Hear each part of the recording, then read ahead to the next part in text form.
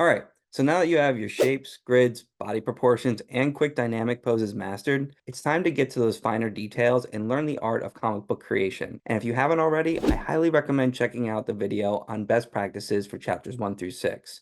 Chapters 7 through 12 are fantastic, and by the end of this video, you'll have everything that you need to master the legendary book, How to Draw Comics the Marvel Way. But before we do that, I need you to Hulk smash the subscribe button and ring the notification bell to stay up to date on future tutorials. Now today, we're talking foreshortening, the human head, composition, comic book panels and pages, cover art, and a lot more. So let's get after it. In chapter 7, we learn about foreshortening and how we will draw our shapes to appear as they are right up in our face or further away in the distance. Learning how to foreshorten will help define the dynamic movement of the character, and I recommend studying the images on pages 79 through 85. You want to draw them out, and not so much with the grids, but with the simplified human stick figures, then draw your shapes to start defining the anatomy. Now remember to also draw through your shapes as we did before.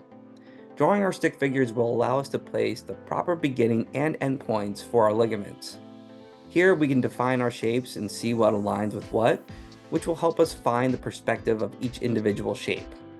Now, while you're trying that out, you should try this exercise that Stanley and Steve Buscema mentioned here on page 78. You want to grab a standard drinking glass. I like using a pint glass as I feel it relates more to the cylinders and cone-like shapes that we'll be drawing. Now, practice what they recommend in this book. You want to tilt the glass back and forth and take note on how the glass foreshortens. You can grab a scrap piece of paper or doodle on the side. And if you're having difficulty with that, just simply draw two circles and place your lines at the same angle of the glass. Now, once we've learned to put the human form into perspective, now it's time to learn the finer details and putting some real emotion into our drawings. Chapter 8, Drawing the Human Head. Chapter 8 provides a fantastic overview of how to equally divide and quarter the human head. So we'll begin by reading pages 88 and 89, then we're going to follow the step-by-step process provided on page 90. We'll draw this grid example out, then draw a few cubes that match the different angles provided on pages 89 and 91. We can divide these boxes and quarter them to understand how we would place the facial features in perspective.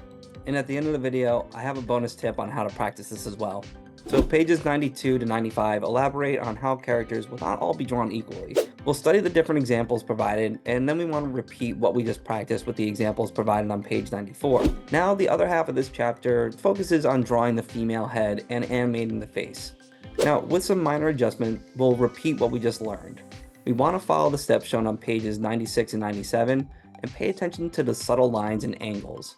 We don't want to stress and focus so much on the details of the face, but we want to shift our focus more on the line placement, mostly on the cheek, the placement line for the nose and mouth, and the almost parallel line for the nostril and the corner of the mouth. Now pages 98 and 99 provide another step-by-step example, and you'll want to draw another grid for this as well. The triangle placement is super beneficial and very easy to learn from.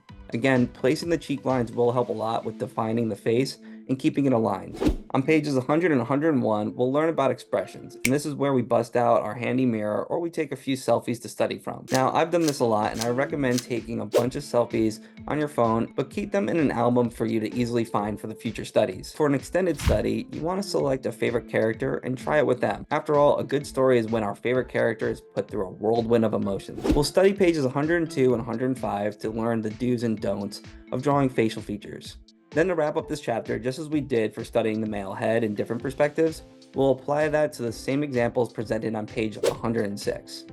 Now remember to place your cubes and guidelines, then go back and draw in the facial features and expressions. Alright, we have our figures, our grids, and now let's talk about composition. Put your pencils down and read through this chapter. We'll study this chapter to learn what needs to come first. Needs to be the biggest and needs to be the smallest. On pages 116 to 117, we'll learn about the camera angle. Now we want to study these images as this is what really is going to invoke the emotion in our drawings. On pages 118 to 119, we'll learn what makes Marvel, Marvel, and what will really capture your viewer's attention.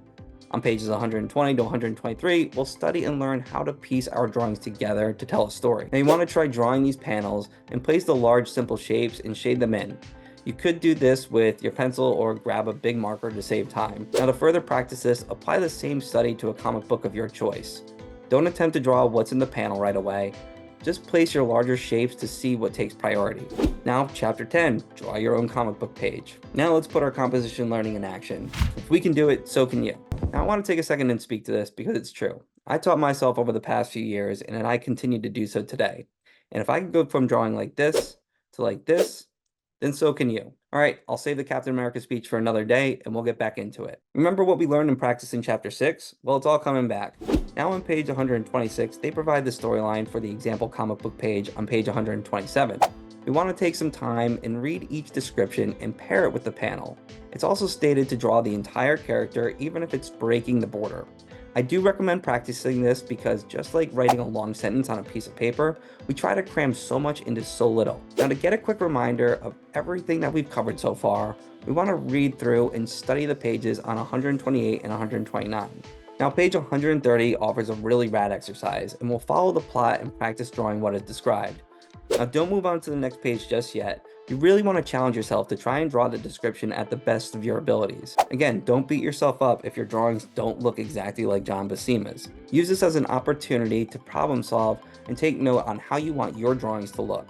Give it a try. It's fun to pair up two characters that you wouldn't typically see together. Spider-Man against the Silver Surfer?